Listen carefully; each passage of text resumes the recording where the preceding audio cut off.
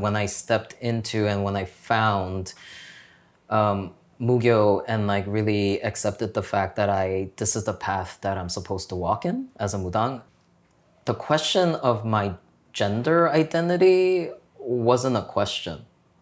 Like I was just accepted.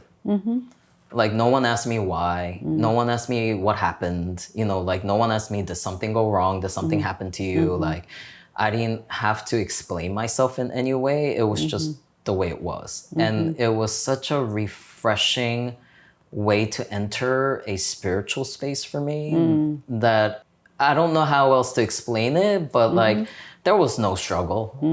There was no questioning. It was just the way, it was just me. Accepted. Yeah, I was just accepted, but there was no like pomp and circumstance around it. There was like really nothing around it. And, to a certain extent, it could seem anticlimactic, and it just felt soothing to me that it wasn't an issue. It was such a non-issue. And that's the ways that I am trying to work with some of the younger queer Korean communities here or individuals here. A lot of folks have questions about, do my ancestors care that I'm queer? And I get that question a lot during readings. And, most often what I say to them is, and this is and I'm not saying this to like fluff anything or soften the blow, but this is genuinely what I feel when I'm sitting with them is,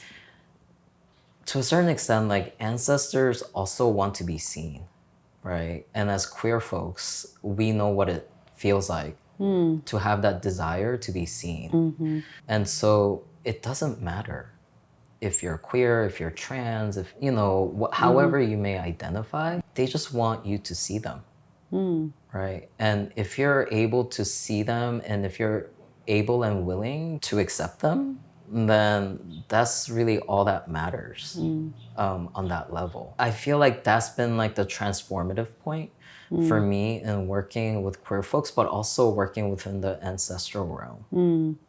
That it's a non-issue. So many of us are so steeped in the shame of being queer.